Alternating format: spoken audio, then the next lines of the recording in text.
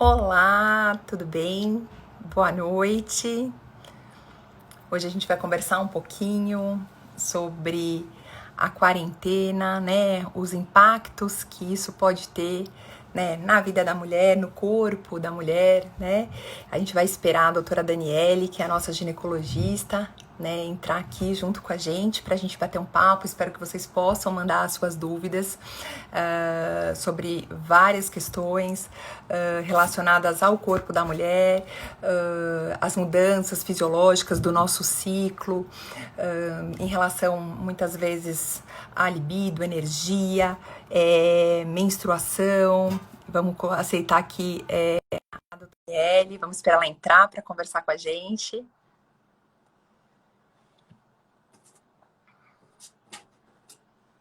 Olá, Oi, boa noite, Daniele, tudo bem? boa noite, tudo bem e você, Pri?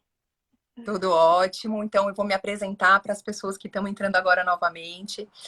Eu sou a doutora Ana, eu sou endocrinologista, trabalho no Centro Terapêutico Actalive e hoje a gente convidou a doutora Daniele a participar com a gente para falar um pouquinho, né? Ela é ginecologista e mastologista, também trabalha com a gente no Centro Terapêutico e a gente convidou para ela falar um pouquinho sobre a saúde da mulher nessa quarentena, os impactos que isso podem ter no nosso ritmo, na nossa fisiologia. Então, Dani, se apresenta para todo mundo, conversa com a gente um pouquinho. Oi, gente, meu nome é Daniela, então eu sou médica ginecologista e mastologista aqui, né, lá do Centro Acta Livre, junto com a doutora Ana Priscila. E hoje a gente vai conversar um pouquinho mais sobre essas mudanças que podem acontecer durante a quarentena, né? Porque a gente fica muito tempo isolado, fica muito tempo em casa, e aí mudam alguns hábitos aí da nossa rotina e isso pode mudar algumas coisas também em alguns assuntos aí da saúde feminina e é isso que a gente vai conversar mais hoje, né? E se a gente for pensar, né, Dani, a nossa área, né, endócrino e gineco, tem muito a ver com essa parte hormonal, e a gente sabe que é um equilíbrio muito tênue, né? Então, pequenas mudanças de sono, de alimentação, podem alterar a produção de alguns hormônios, e isso tem um impacto, né, na nossa qualidade de vida, ou até em algumas manifestações clínicas. Começa falando pra gente um pouquinho, a gente recebeu uma pergunta aqui, né, durante a semana, principalmente sobre essa questão dessa alteração do ciclo menstrual, né? Tem muitas mulheres que até ficam preocupadas, né? Falam, nossa, eu tô aqui, eu não consigo nem fazer um exame, eu ir até a farmácia, e o meu ciclo, ou eu tô tendo uma frequência maior, ou um aumento da intensidade. Fala pra gente por que isso acontece, o que você pode deixar a gente segura ou não, ou quando a gente tem que se preocupar com isso. O que acontece é que às vezes a gente fica numa situação de um pouco mais de ansiedade ou até mesmo de estresse, pelo fato de não estar podendo sair, às vezes tem os filhos em casa, a rotina mudou, às vezes até mesmo o marido está em casa, ou não mesmo sozinha mesmo, o grau de ansiedade acaba afetando um pouquinho os níveis hormonais, né? Principalmente a questão do cortisol. Isso pode tanto antecipar como também atrasar a menstruação, né? Mas quando que a gente tem que se preocupar disso ser uma coisa ruim, né?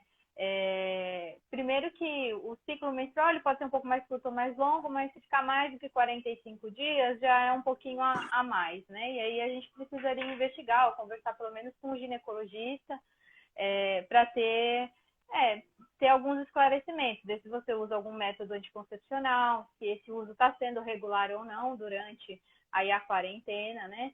Então, a partir de 45 dias, eu tenho que me preocupar.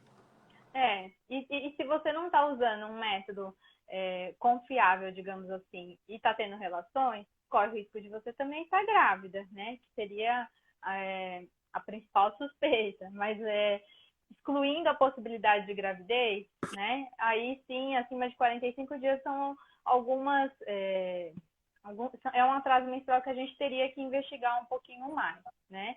Mas é esperado ter algumas oscilações de alguns dias, até semanas, de atrasar ou antecipar, e às vezes pode ser só por conta disso, só por conta de estresse e ansiedade. Nesses momentos em que tem um atraso de menstruação, pode acontecer também de aumentar, né? O fluxo menstrual ter um volume aumentado, porque teve uma estimulação maior, né, do estrogênio, e aí às vezes o endométrio, que é aquela camada que fica dentro do útero que descama, sangra mais. Então, às vezes pode acontecer um pouquinho mais de cólica também. Mas se tiver o risco de uma gravidez, aí precisa ser excluído, né?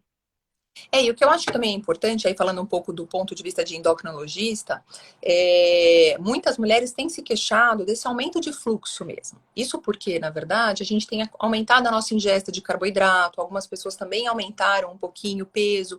Então, é normal que a gente tenha, por causa da questão da gordura periférica, muitas vezes um estímulo para essa quantidade, né, de hormônio produzido e a quantidade de fluxo menstrual também aumentar. Então, é algo que a gente tem visto com uma certa frequência as mulheres se queixarem.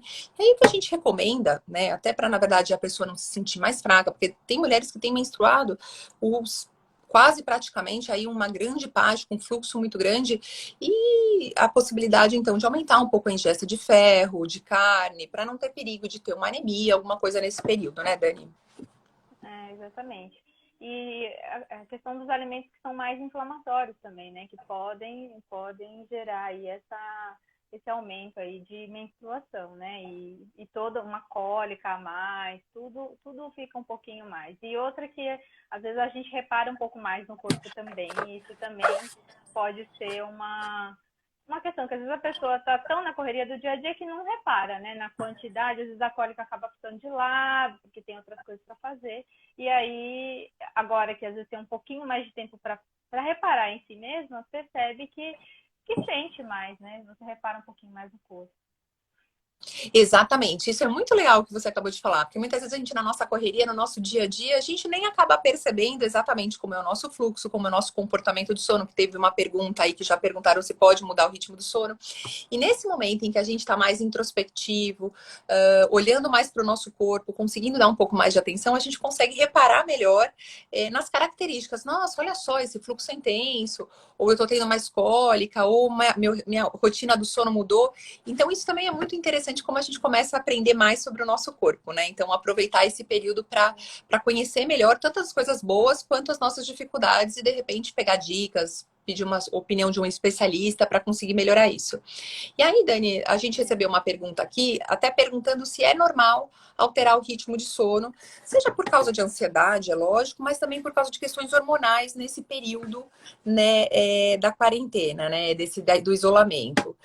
Os hormônios sexuais, os hormônios femininos, eles podem alterar esse ritmo de sono? Podem sim, né, alterar. Principalmente, a gente já vê isso na mulher que está entrando na menopausa, né, que começa a ter alteração, oscilação de humor, oscilação de ritmo de sono, e mesmo nas mulheres que não estão na menopausa, mas que estão nessa questão do confinamento, né, de ficar mais tempo em casa, isso também pode alterar sim, né. Então, também não é... E ainda é multifatorial, né, ainda tem a questão da ansiedade, que você mesmo falou, do estresse, enfim, e a falta, às vezes, de rotina também. Às vezes a pessoa vai dormir muito tarde, acorda muito tarde também, mas às vezes não teve a quantidade de horas suficiente também, né? Então, acaba que você perde a rotina. Então, isso é uma coisa também muito importante, de a gente tentar manter um planejamento, pelo menos para o dia seguinte não precisa ser um planejamento grande, né, de semana, mas saber, amanhã eu vou acordar a tal horário, vou fazer isso, tentar colocar aí uma atividade física no dia também, que isso também ajuda a regulação hormonal, né? E a alimentação, né? Que às vezes a gente muda bastante, também pode estar relacionado. Eu acho que é uma via de mão dupla, né, Dani? Assim, acho que por dois motivos. Então, primeiro, quando a gente altera essa produção de estrógeno, muitas vezes por causa de ansiedade ou esse momento que a gente está vivenciando, isso modifica os níveis de serotonina que podem alterar a qualidade do sono, né? Então, a gente sabe disso, que é o que acontece muitas vezes na TPM, que é o que acontece muitas vezes na menopausa. Então, essa queda de estrógeno diminui a serotonina, altera esse ritmo de sono. sono. E o contrário também é verdadeiro, né? Então, ou seja, eu tô tendo essa alteração de ansiedade, eu tô tendo uma alteração relacionada à alimentação, pior, aí eu modifico os meus hormônios e modifico a questão do sono, né? Então, acho que tem vários fatores que podem influenciar na qualidade do sono nesse momento, e um deles são os hormônios sexuais, com certeza. Mas alguma dica que a gente possa fazer para regularizar esses hormônios nesse momento, ô Dani? Dica, assim, além de tudo, né, da questão dos hábitos em si, eu acho que não vejo, assim, nenhuma, acho que ninguém precisa tomar uma pílula por conta disso ou se automedicar, mas eu acho que é mais uma questão de hábitos mesmo, sabe? De a gente tentar criar uma rotina e, e tentar, assim, dentro do possível, manter as atividades que a gente já costumava fazer, né? Lógico, com suas adaptações, né? Mas eu acho que o máximo que a gente tentar conseguir conversar com as pessoas que a gente já tinha o hábito de conversar, mesmo que não consiga ver fisicamente, ter o contato físico, mas assim, isso também é uma questão importante, né? Acho que além da alimentação, tentar não fugir tanto o consumo de bebida alcoólica também, que tem se falado muito do aumento desse tipo de consumo, né? Então, acredito que a gente tem que tentar ao máximo tentar manter o que a gente já vinha antes, né? Mas dentro das limitações. Eu acho que tem dois pontos aí que você falou da bebida alcoólica que é legal a gente ressaltar, porque a gente, né, imagina que muitas vezes existe um aumento do consumo, principalmente no sexo masculino. Mas o que a gente tem visto no consultório, né, das pacientes que a gente está fazendo consulta online, ou que estão procurando a gente, muitas vezes por um quadro de ansiedade, por um quadro de aumento de peso ou compulsão alimentar, é justamente esse aumento da ingesta alcoólica em mulheres, que não era tão comum. Seja porque, na verdade, estão estressadas ou elas estão, né, com essa falta de momentos, né, de interação com as amigas, trabalho e excesso de responsabilidades, existe, assim, realmente um aumento dessa ingesta alcoólica por parte também das mulheres e que isso, além da questão do ganho de peso, também pode piorar o ritmo de sono, porque produz hormônios de maneira diferente, que também no final pode aí piorar a qualidade esse ritmo do ciclo fisiológico da mulher menstrual, né? Outra coisa que foi perguntada aqui, se você puder, né, a gente conversar um pouquinho, tem muita gente perguntando de sono, acho que o sono está em alta aqui. Se existe uma quantidade de sonos, né, que é o ideal. Aí eu acho que, se você quiser, Dani, até posso falar, porque assim, o que a gente recomenda, né? Eu acho que cada pessoa tem um ritmo, falando aí do ponto de vista endocrinológico, até a questão da produção de melatonina, que pra gente é muito importante. Cada pessoa tem uma qualidade, uma personalidade em relação ao sono. Tem pessoas que são mais vespertinas, tem pessoas que são mais matutinas. Então, aproveitar essa quarentena também para identificar se você é uma pessoa que tem mais energia na parte da manhã, se você tem mais energia à noite, para conseguir tentar regularizar esse ciclo e o seu ritmo de dia, que são as atividades que você falou anteriormente, dentro desse ciclo fisiológico. O que a gente recomenda é que pelo menos sejam 6 horas por dia, tá? A gente tem estudos mostrando que pessoas que dormem menos de 6 horas têm uma piora do sistema imune, aumento de risco cardiovascular, aumenta o risco de obesidade. Então, se a gente realmente conseguir manter 6 horas, é lógico que tem para algumas pessoas é necessário 8, 9 horas para elas poderem se sentir dispostas. Mas pelo menos 6 horas, né, Dani? Eu acho que é uma coisa que é importante e a gente manter essa qualidade. Porque eu tenho visto muitos pacientes que estão dormindo de 6 a 8 horas, mas por causa do momento de ansiedade ou do estresse, acordam muito durante a noite. Então, isso faz com que não tenham um ciclo regular. E aí, além de a gente tomar medidas comportamentais, como você comentou, Dani, meditação, conseguir organizar um pouco melhor um momento de exercício, um momento de relaxamento, uma alimentação mais leve no período da noite. Também em relação ao sono, é muito importante a gente avaliar se a gente está acordando com energia. Avaliar a qualidade dele. E quando isso não está acontecendo, muitas vezes pedir um help para um suporte profissional. Nem que seja para fazer algumas orientações mais específicas de acordo com a qualidade, ou muitas vezes lançar a mão de algumas medicações, porque tem pessoas que realmente não estão conseguindo dormir por causa de muitas vezes de uma ansiedade. Então é muito importante procurar o profissional. Tá bom? Ô, Dani, me fala um pouquinho aí sobre a questão do autoexame, né? Eu atendi uma paciente essa semana que tem um nódulo de tireoide que está em acompanhamento por células atípicas. E ela estava muito preocupada, me mandou uma mensagem falando, Pri, olha, eu não consegui fazer esses exames. E agora, no momento que tá, a gente não consegue sair. Para as mulheres que já têm alguma alteração mamária, ou para mulheres que não têm alteração mamária, mas têm uma rotina, né? Porque a gente não sabe quando isso vai normalizar. Elas podem estender esse período para a realização da mamografia? Ou muitas vezes, dependendo da lesão, mesmo nesse período, o ideal é que elas façam e realizem esse exame? Fala pra gente um pouquinho, porque assim, é muito normal as mulheres fazerem um autoexame já que elas não estão passando no médico. E aí, com isso, muitas vezes encontram alguma coisa e ficam preocupadas. Dá uma orientação pra gente. Com relação à parte da mama, vou começar falando pelo autoexame, que foi a última coisa que você falou. O autoexame, ele pode ser realizado por todas as mulheres, tá? Geralmente, uma vez por mês é suficiente, não precisa ficar se palpando toda hora, tá? Para as mulheres que já ainda, na verdade, têm o ciclo menstrual, etc., a melhor época para fazer a palpação é logo após a menstruação. Assim que menstruar, já pode fazer a palpação da mama, porque quando a mama fica um pouquinho mais amolecida, dos níveis hormonais que vão aumentando durante o ciclo e imediatamente antes de menstruar é quando está tudo mais aflorado, inclusive a mama fica um pouquinho mais inchada, então às vezes dá a aparência de que tem algum nódulo palpável. Tem muitas mulheres que ficam preocupadas e até procuram atendimento porque palparam alguma coisa e sentem às vezes até muita dor, e aí ficam preocupadas. E aí quando você vai examinar, chega na hora você não palpa nada diferente porque era realmente alguma coisa hormonal mesmo. A mama, ela responde bastante aos hormônios produzidos pelo ovário. Então, o melhor período para se examinar é o período em que você está menstruado. Para as mulheres que já pararam de menstruar, aí também não seria um período específico, mas uma vez por mês seria suficiente. Não precisa ficar se palpando mais do que isso, tá? Aí, se realmente for algo persistente, palpou uma coisa, viu que você consegue delimitar algo, né? Porque quando é só a glândula de mama, geralmente você não consegue delimitar bem onde começa, onde termina essa alteração. Quando você palpou alguma coisa diferente, um pouco mais endurecida, se começar a ter alguma lesão na pele, sair secreção do mamilo, isso tudo não é normal. Aí sim precisa procurar um atendimento médico mesmo, de um mastologista ou de um ginecologista. E é normal Mas nessa fase, Dani, porque a gente teve uma pergunta aqui, foi justamente essa. Se nesse momento, por causa dessas alterações hormonais que a gente está tendo, por causa da alimentação, do isolamento, é normal palpar. Porque não palpava antes e aí começou a palpar nesse período. É normal a gente encontrar alguma coisa por causa dessas alterações hormonais que estão acontecendo?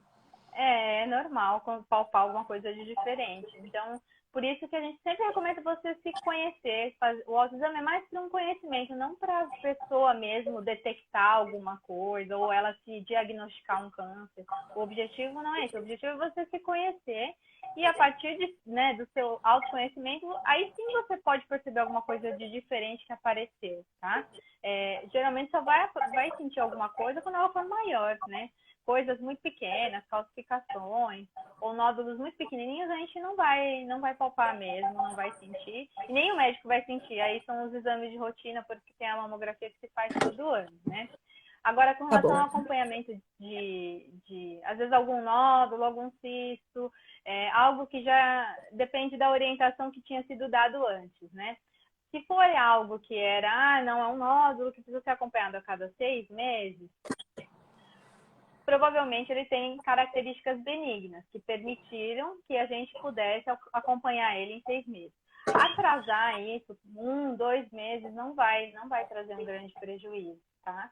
A não ser que a Tá bom. pessoa sinta que às vezes ela já sentia aquilo e aí percebeu que aumentou, mudou, aí sim Então, justificaria a um exame recomendação antes. nesse período de quarentena, a gente deve continuar fazendo o autoexame da mama, pelo menos uma vez por mês, como forma de rotina, se a gente não deve parar uma rotina. E se a gente não tinha rotina de fazer, o ideal é que a gente comece a fazer. E se a gente perceber uma mudança que seja muito importante, aí procurar o especialista. Porque, assim, pode ser alguma coisa que não seja só relacionado a esses hormônios. Podem ter mudanças, então, para ficar tranquilo, né? Então, seja, puxa, eu palpei, tá um pouco mais fibrosa ou tá um pouco mais túrgida, né? Túrgida significa que tá mais inchada. Então, isso pode acontecer por causa desse momento que a gente está vivenciando e não é pra gente ficar preocupado, mas quando que a gente deve procurar o especialista, Dani, que isso eu não entendi direito. Então, assim, olha, quando que eu falo, olha, não, acho que eu preciso procurar o médico, né, nessas próximas semanas e não ficar esperando o final do isolamento. Se você perceber alguma alteração que você palpou, mas não mudou ali ao longo de uma semana, ou você menstruou, não mudou, tá ali, ou começou a crescer. Outra coisa, a mama ficou vermelha, quente, às vezes é uma infecção que aconteceu na mama, isso também precisa de ajuda do médico. Se começar a perceber lesões na pele, um ferimento mesmo, uma úlcera, alguma ferida mesmo que sangre, ou então saída de secreção pelo mamilo. Geralmente essas secreções que saem pelo mamilo que a gente fica preocupado, geralmente é de uma mama só, né? De um ducto, um buraquinho do mamilo só. Isso é mais suspeito, né? O que acontece dos dois lados, às vezes é alguma coisa, é leite que está saindo, porque pode ter alteração hormonal, dependendo da estimulação dos mamilos também pode ter saída de leite, ou dependendo das medicações que você faz de uso contínuo, isso não é preocupante a saída de leite, mas saída de uma secreção sanguinolenta ou uma água, isso sim seria preocupante e precisaria de investigação. Ô, Dani, a partir de que idade que pode fazer o autoexame? A gente tem uma pergunta aqui, que a gente pode, por exemplo, qual idade que você recomenda começar a fazer o autoexame? A idade, na verdade, não tem a princípio igual é a mamografia, né? Eu acho que o Tá bom, autoconhecimento é válido para todas as mulheres, na minha legal. opinião. Assim, eu acho que todo mundo deve se conhecer. Mas é diferente, por exemplo, da mamografia, quando tem idade para começar, né? A gente pode, geralmente, a sociedade recomenda a partir dos 40 anos fazer uma vez por ano.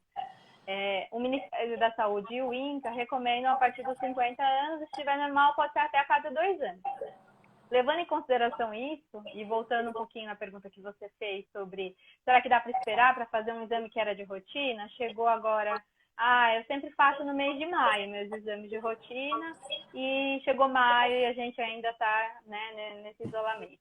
Então, assim, o que é rotina, realmente, se você não palpa nada de diferente, era só rotina ginecológica mesmo, não tem problema esperar um pouco a mais.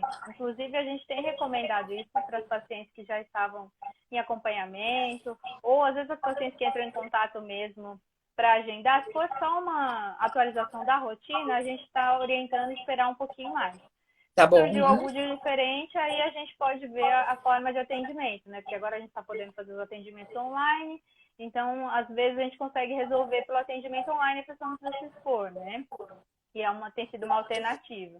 Mas em alguns casos a gente precisa examinar de qualquer jeito e aí não tem Concordo. jeito.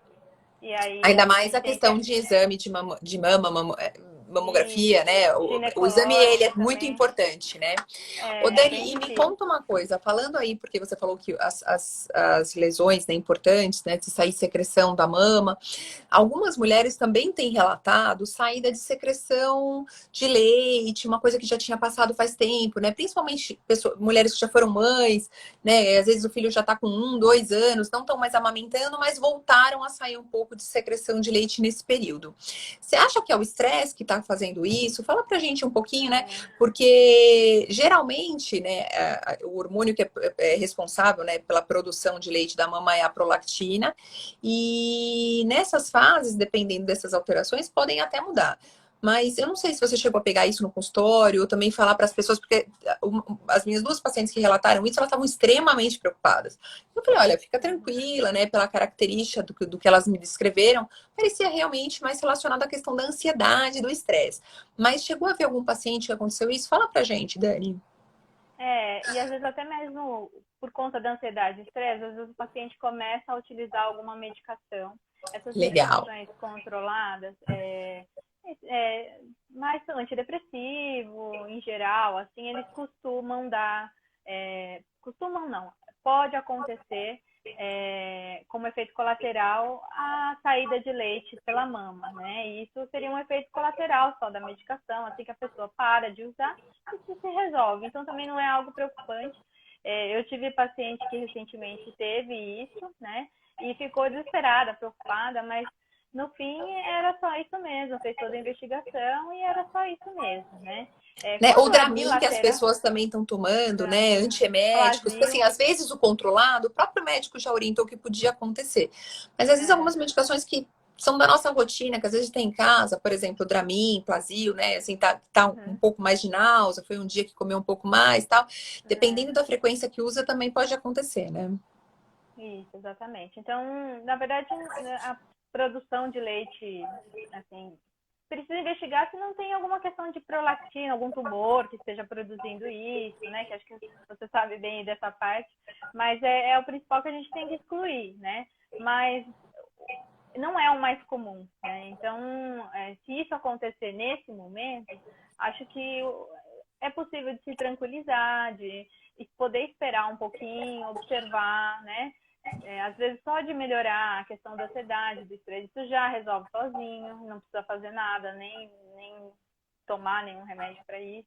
Então, na verdade, eu acho que o que é suspeito mesmo é se começa a sair uma secreção de uma mama só, essa secreção sai sangue, ou então é uma secreção como uma água mesmo. Isso sim seria suspeita de uma lesão mesmo nos ductos da mama, e isso sim precisaria investigar, porque pode ter algo de malignidade aí que a gente precisa descobrir, se for o caso, né? Tá bom.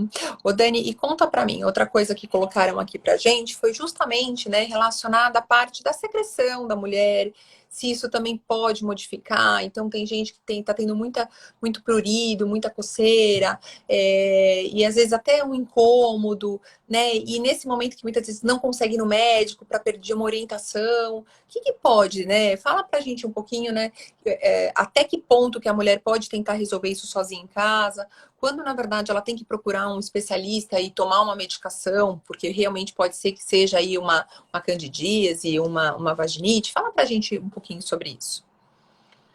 Tem alguns hábitos que às vezes a gente tem, por exemplo, tem gente que às vezes costuma usar protetor, aqueles protetores diários, né, na calcinha, e isso às vezes causa um pouco mais de abafamento, né, da região, além da vestimenta, que às vezes a gente está em casa, fica com mais roupa de ginástica, e Isso, às eu vezes fico. isso não é uma rotina. Então, às vezes não é uma rotina da gente ficar tanto tempo com esse tipo de roupa, né? E aí acaba que abafa mais. É uma roupa um pouquinho mais justinha, é confortável, mas é um pouquinho mais justinha, e aí acaba que não tem tanta ventilação local. Tá E aí, às bom. vezes, isso pode aumentar a quantidade de secreção mesmo vaginal, tá? Não necessariamente é um corrimento que precisa tratar ainda. Então, às vezes, só de mudar alguma questão de vestimenta, às vezes dormir sem calcinha também é um hábito que eu geralmente oriento, porque é um momento que, pelo menos 6 a 8 horas, você consegue deixar a região um pouco mais arejada. Isso Legal.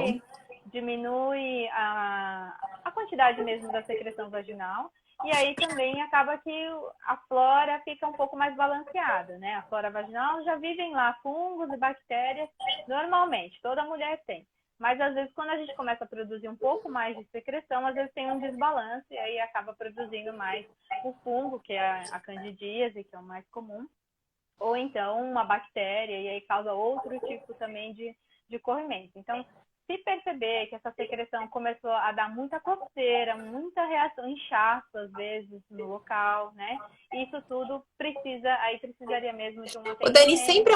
sempre é uma pergunta, né, que a gente escuta, né? Tem alguma coisa que a gente possa fazer em casa para ajudar a resolver essa questão, né, da candidíase ou dessa secreção, ou o ideal realmente é procurar um médico. Até a gente tem uma pergunta que entrou aqui, se você está atendendo no consultório em caso de urgência. Então, por exemplo, se tem uma pessoa que está com um quadro muito grave, que esteja com muito Uhum, incômodo, e sim. precise de uma avaliação. Então, fala pra gente um pouquinho aí, Dani.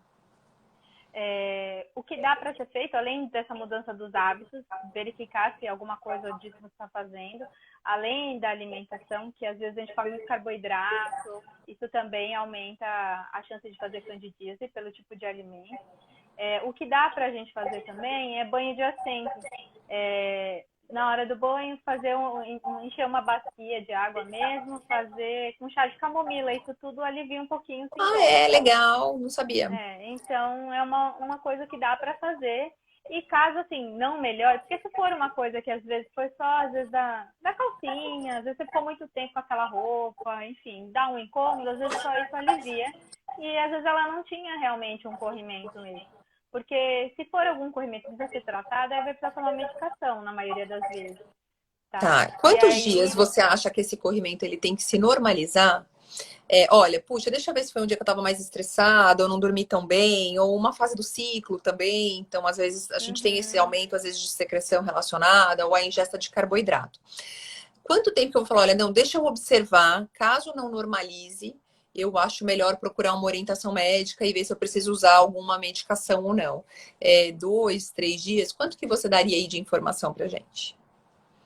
eu observaria mais ou menos de 3 a 5 dias como ficar, a não ser que seja um quadro muito intenso. Aí realmente não vai melhorar só com essas medidas, né? Aí realmente, Entendi. às vezes aparece também por conta de estresse, tem gente que tem lesão de herpes que reativa, né? E isso Tá. daí não vai melhorar, né? E aí Mas e aí aí dói quando fica um quadro bastante, mais né, Dani? intenso, dói bastante, aí realmente você percebe que não tem alguma coisa normal. Às vezes, agora, com relação a só um pouquinho mais de secreção, acho que uns 3 a 5 dias mudando alguns Tá hábitos, bom. acho que já seria suficiente para poder observar, tá? Legal. Agora, se persistiu, começou a ter coceira, cheiro diferente, aí precisa ser avaliado mesmo pelo ginecologista e nesse caso não tem como fazer, por exemplo, por uma consulta online não daria para resolver, teria que ser examinada mesmo, porque não tem E aí, como. nessas consultas, Você tem que precisa, colher a secreção? Você faz isso, acho que tem que fazer no consultório, né? Ou não?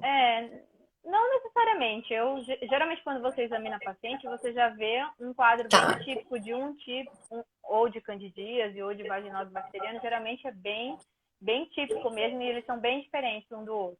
Agora, em Tá. quadros em que é recorrente, aí talvez valha a pena, sim, coletar algum exame de secreção, tudo, porque às vezes ela tratou, acabou de tratar e fez o outro tipo, aí você fica num ciclo que às vezes só com os exames mesmo para poder auxiliar e direcionar o tratamento. Então, para a Mas gente resumir, a maioria das vezes dá para resolver só examinando mesmo. examinando. Então, para a gente resumir, o que eu entendi aqui em relação à questão de secreção é normal nesse momento, né? Até por causa do isolamento, da ansiedade, da nossa imunidade, poder ter alguma alteração da quantidade de secreção, que nem sempre isso é uma infecção que a gente precise entrar com uma medicação, que medidas caseiras, muitas vezes, como aumentar um pouquinho a questão da ventilação, usar um banho de assento com camomila, tomar algumas medidas, uma alimentação mais leve, com menor quantidade de carboidrato, regularizar o sono. E aí, com isso, se não melhorar dentro de 3 a 5 dias essa secreção, ou tiver características assim, com odor muito fétido, ou alguma coisa de um prurido muito intenso incomodando, é Sim. importante a questão do exame, né, pelo médico, para poder prescrever a medicação correta. É isso? Seria isso. Resumiu bem. Tá. A gente recebeu aqui um comentário, né, sobre a questão do carboidrato na dieta. Eu vou dar uma avaliação do ponto de vista de endocrinologia, e queria que a Dani também Sim. complementasse, que a gente sabe que sim, não só nesse momento, né, que a gente está mais ansioso, que a nossa imunidade às vezes está um pouco já modificada pela questão da qualidade do sono, mas no nosso dia a dia, a quantidade de carboidrato, ela influencia de maneira significativa no tipo de bactéria que a gente tem colonizando, né, a nossa flora bacteriana. E com isso influencia a quantidade de secreção, sim. Tanto que algumas mulheres que têm isso com recorrência, muitas vezes a gente também opta por um tratamento alimentar com um nutricionista, ou às vezes até com uma orientação um pouquinho mais direcionada, específica, para modular essa flora bacteriana. Como que você, né? Fala um pouquinho aí pra gente como que você trabalha com isso, Dani, no consultório, em relação à questão do carboidrato e pacientes que têm essas quantidades recorrentes de às vezes, candidíase e outras infecções aí vaginais.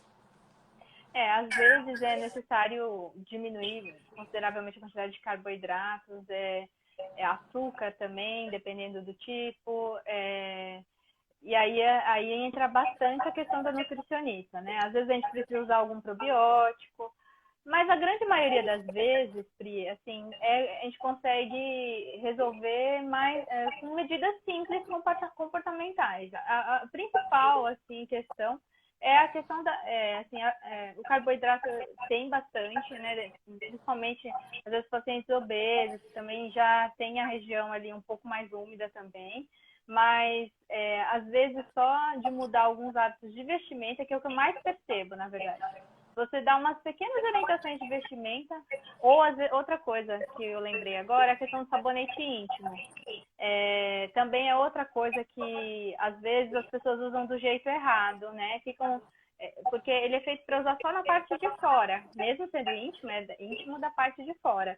Não é para se colocar nada lá dentro. E aí às vezes as pessoas ficam fazendo limpeza da parte de dentro, que ela já é úmida, já tem um pouquinho de secreção. Todo mundo tem, é normal. Mas as ficarem lavando a parte de dentro com o sabonete íntimo também pode causar todo um desbalanço da flora, né? Então, isso também é outra coisa bem importante. Tomar E um às pouco vezes de cuidado, então. só de dar essas orientações, não é uma coisa que se fala muito, né? E às vezes só de ter essas orientações que a gente dá na consulta, já muda muito de uma consulta para outra. E às vezes a Legal. pessoa acha que tinha um corrimento que era recorrente, isso já melhora, não é? Na verdade, não é uma coisa que estava sendo difícil de ser tratada, só não estava sendo tratada adequadamente, entendeu? Legal. Eu acho Então, que a gente consegue juntar tudo, nessas medidas comportamentais, a questão até de regularizar um pouco o ritmo de sono, de alimentação, até para poder não só regularizar a questão de corrimento, mas o nosso hábito como um todo, né, Dani? Da questão aí de fisiologia e produção hormonal.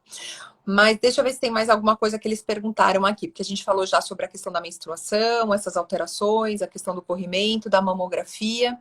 E uma pergunta que muitas vezes também está relacionada, você, né, falou da rotina da mamografia, que apareceu aqui de novo, e me perguntaram aqui em relação à questão, acho que essa questão da mama foi bem importante,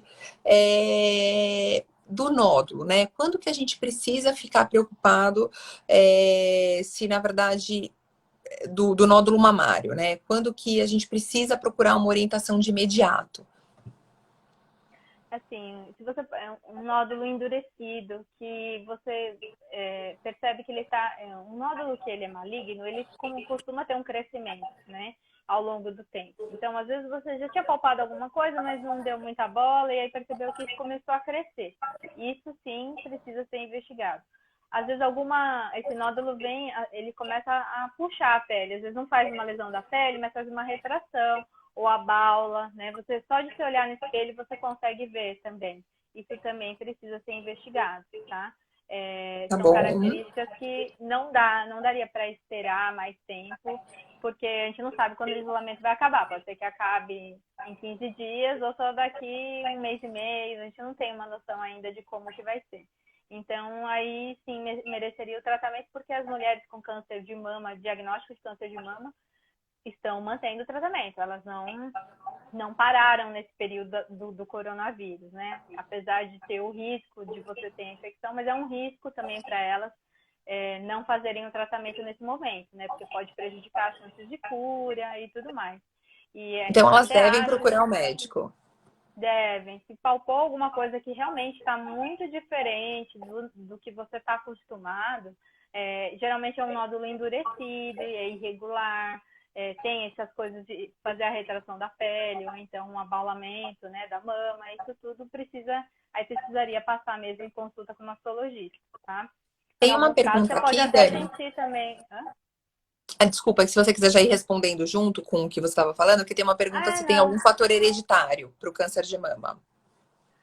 Na verdade, os cânceres de mama hereditários são só 5 a 10% de todos os cânceres de mama. Então, é a minoria, se for ver, né? Se for colocar, a maioria, na verdade, não está relacionado ao fato de alguém na família ter tido câncer de mama. A maioria são pessoas que nunca ninguém teve na família. Então, são ocasionais e estão relacionados principalmente ao envelhecimento, né? E os hábitos de vida que a pessoa teve durante a vida, né? Então, tem toda uma questão de história de quantas vezes você ficou grávida. Tem coisas que você não consegue controlar, né? A idade que menstruou a primeira vez, a idade que parou de menstruar, o tempo de exposição aos ciclos ovulatórios, aos ciclos, né, que a gente menstrua, aumenta o risco da pessoa ter um câncer de mama. Mas isso é uma coisa que a gente não pode controlar. Agora, as coisas que a gente pode controlar são a questão da amamentação. Quem amamenta pelo menos 6 meses é um fator protetor, né? Além de praticar atividade física, que promove tanto a regulação hormonal, como também o controle do peso. A gente sabe que mulheres que têm sobrepeso e obesidade têm um aumento de produção do estrógeno, né? Pela gordura que fica periférica, né? No subcutâneo, embaixo da pele. E isso também aumentaria o risco para câncer de mama. Os principais fatores de risco para câncer de mama são esses, assim, o consumo de bebidas alcoólicas com frequência. Então, a gente talvez algumas pessoas estejam mudando os hábitos aí, bebendo um pouquinho mais a quarentena, e se isso persistir aí ao longo dos anos, isso também pode aumentar o risco dessa pessoa lá na frente. Então, é uma coisa que precisa pensar, né, nos hábitos. A principal relação do câncer de mama são os hábitos de vida. Não se sabe exatamente o quanto é o peso de cada um. Tem gente que não tem nada disso e mesmo assim tem um câncer de mama. Mas a gente sabe que pessoas que têm esses hábitos têm mais chance de ter o câncer de mama. Né? E voltando naquele assunto que a gente conversou, já que você falou da questão da bebida alcoólica, que eu particularmente não sabia, olha que interessante, né? Na verdade, eu sabia que tinha uma relação muito grande com a questão da obesidade, né? Desses fatores inflamatórios, do diabetes, da resistência insulínica, né? Então, com o aumento do risco de câncer de mama, né? Então, a gente vê uma taxa muito maior em pacientes, e assim, tem estudos mostrando que pacientes que realizam cirurgia bariátrica diminuem muito esse risco, né? Mostrando que realmente esse componente produzido pela gordura visceral, pela gordura abdominal, esses fatores inflamatórios, insulina e fatores de crescimento aumentam o risco de câncer de mama. Mas essa questão do álcool em si, eu não sabia, né? Então, assim, é legal a gente trocar essas experiências. E para as pessoas, né, principalmente nós mulheres, a gente conversou, né, no começo, né, do live, justamente sobre esse aumento da ingesta alcoólica, né? Tanto em mulheres quanto homens nesse período. Eu acho que a gente está num momento que a gente precisa muitas vezes relaxar, foi um dia realmente muito estressante, né? Esse aumento de atribuições, de cargos, mas a gente tomar um pouquinho de cuidado para isso não virar uma rotina. Tanto esse ganho de peso, que a gente está se permitindo, e eu acho que a gente pode pegar leve. Puxa, ganhei 2, 3 quilos, 4. Começou a ganhar mais do que isso, eu acho que é legal pedir uma ajuda de um profissional, muitas vezes procurar sua ginecologista, ou um endócrino, uma nutricionista para dar um suporte, porque muitas pessoas vão sair desse período, às vezes, com 10 quilos a mais, e aí isso tem um impacto não só na qualidade de vida, no risco de, por exemplo, de você ter uma complicação futura com uma síndrome metabólica, mas também da nossa satisfação pessoal, a nossa imagem corporal, a gente já está, né, muitas vezes modificando tanto a nossa rotina, a gente também vai modificar a nossa imagem, e isso pode causar um pouco de ansiedade e depressão. Então, a gente tomar um pouquinho cuidado.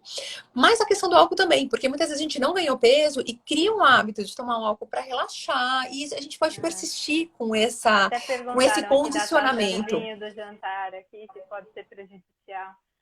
Se consumido diariamente, sim.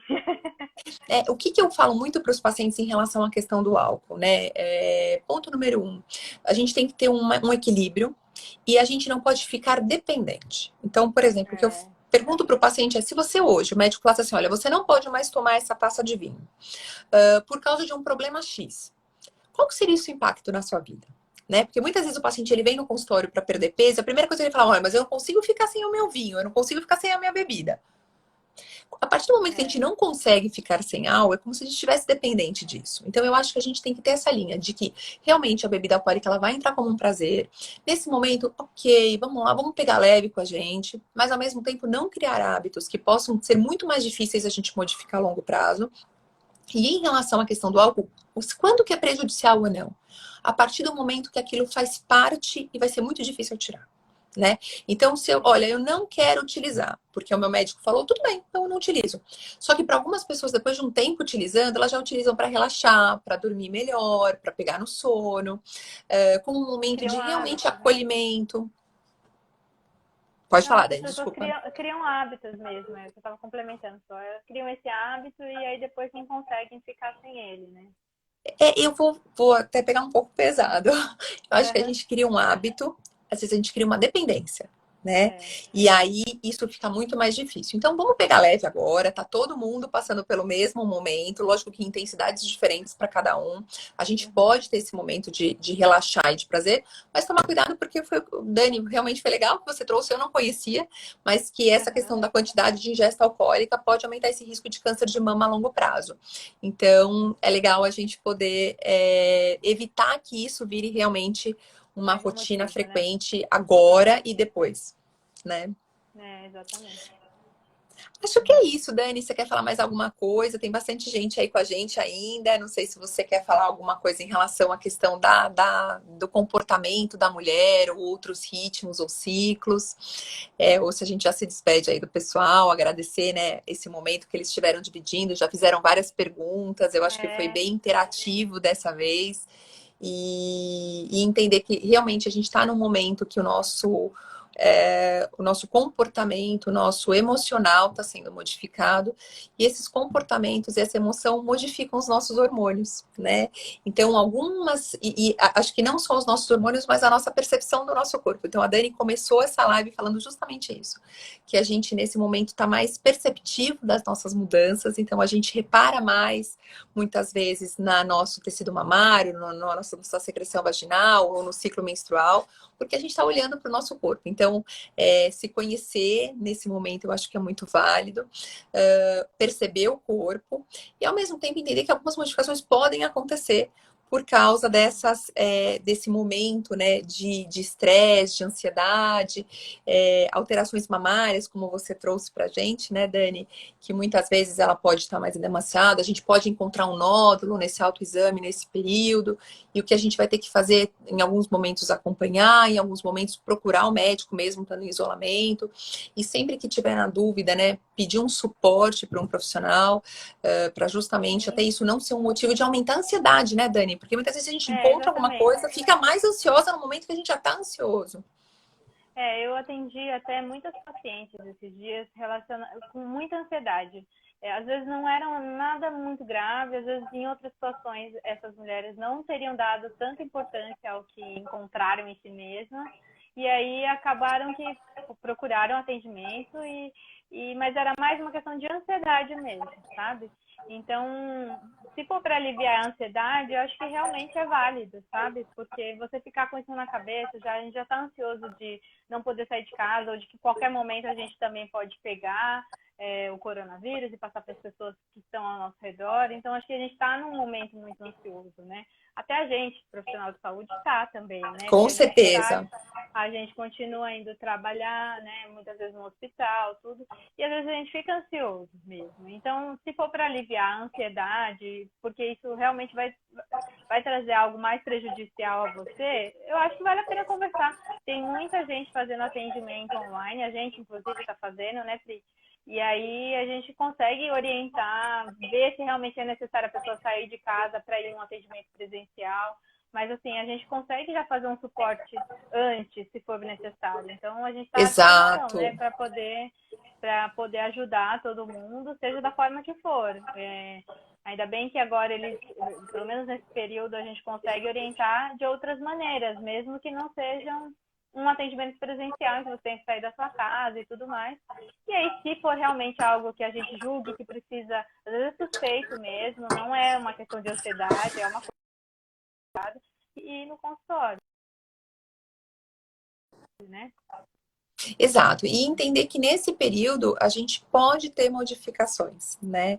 Seja por causa E, dessas modificações hormonais e que a gente muitas vezes não fica tão preocupado, porque pode acontecer alteração de ritmo de menstruação e não necessariamente eu vou estar grávida, sim, pode acontecer uma alteração dessa quantidade característica da secreção vaginal, ou um pouquinho de saída de secreção mamária, né, em forma de leite por causa ou de medicação ou de ansiedade, e que assim, qualquer mudança que seja muito intensa, procurar um profissional de saúde, mas ao mesmo tempo, se possível, também se acalmar para que isso não seja mais um motivo de ansiedade. exatamente, Pri. Falou tudo certo. Então, tá bom. Dani, queria te... Ah, tinha uma pergunta, desculpa. Se o Dilmirena pode causar alguma alteração hormonal para a pele, Dani? Na verdade, isso é uma pergunta frequente, até mesmo fora da quarentena. Dependendo do que a pessoa já usava antes, como método, antes de colocar o Mirena, às vezes um anticoncepcional que tinha estrógeno, a pílula comum mesmo, a pessoa já está acostumada com um certo nível hormonal que é da medicação, né? E aí, a privação você retira esse método para colocar o DIU, aí você fica com seus próprios hormônios. Então, às vezes, começa a ter uma produção aumentada pelo próprio ovário mesmo, de hormônios que são mais androgênicos. E aí pode aumentar a acne, às vezes sente um pouco de queda de cabelo, mas às vezes é da privação do anticoncepcional que você usava antes. Agora, para Entendi. mulheres que não usavam nada hormonal antes e colocam uma menina e sentem alguma diferença de pele, mas é pouca, assim, não é muito. Algumas mulheres vão sentir um pouco a mais, porque o hormônio que tem no Mirena, ele tem ação local, mas uma pequena quantidade acaba sendo absorvida sistemicamente. Inclusive, até tá para lançar agora um outro DIU, que também tem progesterona, que chama Carlina. Ele está para chegar no Brasil por agora, assim, já estão falando bastante. Ele também, porque o Dilmirena, ele serve tanto como método contraceptivo, mas como também tratamento de endometriose ou miomas, né? Então, ele tem uma dose um pouquinho maior de progesterona nele. E esse outro DIU, ele tem uma dose um pouquinho menor, com a mesma duração, mas o tamanho do DIU também é menor, então para a inserção fica mais fácil. E Legal. esses efeitos colaterais que às vezes algumas mulheres sentem com relação à pele, queda de cabelo, aí esses efeitos seriam menores, né? Então, ele teria Legal. mais um efeito com a anticoncepção do que como tratamento dessas outras doenças que eu expliquei, entendeu? Então, Ó, pena, Dani, que eu acabei de colocar o DIU, né? A é doutora verdade. Dani que colocou para mim, senão eu já ia colocar o novo. Agora eu vou ter que esperar um tempinho. É. Legal, legal. Olha aí, na próxima vez é isso que eu vou colocar, então tá bom. Então Mas, tá Dani, bom. queria agradecer muito a sua participação. Foi muito bom o bate-papo, que a gente falou de todas as alterações fisiológicas no corpo da mulher. Se você quiser passar uma mensagem para as mulheres que estão escutando, né, do que a gente pode fazer na quarentena para encerrar, e aí a gente vai agradecer muito a sua participação. Eu queria agradecer o convite, né? Foi bem especial poder falar e orientar um pouquinho as mulheres que às vezes estão aflitas em casa sobre o que pode ser normal e o que não pode ser normal. Eu acho que o principal é a gente tentar manter a calma, mesmo que apareça alguma coisa de diferente, seja o que for, mesmo que seja algo que precisa ser investigado, é algo que a gente vai resolver. Então, não precisa ficar desesperada nem nada disso. A gente está à disposição, né? Eu mesma estou à disposição tanto pelo Instagram, celular, e-mail, né? Então, qualquer meio de comunicação aí, a gente está disponível para ajudar, né, Pri? Então, eu fiquei muito feliz de participar e poder orientar aí o máximo que eu pude. E a E gente super pode fazer recomendo, muito é a mais minha vezes. ginecologista, então eu recomendo para todo mundo. Dani, muito obrigada. Queria, na verdade, desejar um ótimo feriado para todas nós, porque embora amanhã a gente vai continuar na mesma rotina em casa, é um feriado, é um momento de confraternização, tá? Em que a gente diminui um pouco o ritmo para até ele simular mesmo um feriado nesse momento, mesmo que a gente esteja dentro de casa. Uhum. Fazer atividades que nos deem prazer, tentar pôr a nossa rotina em dia para voltar ao nosso ritmo, né, fisiológico dentro da normalidade. E para todos nós aí, vamos ver o quanto mais rápido isso acabar para a gente voltar à nossa rotina normal, né? Verdade. Então tá Então, bom. uma boa Fico noite a mesmo. todos, um Boa ótimo noite. feriado para Obrigada a todo todos. mundo. Tchau! Tchau.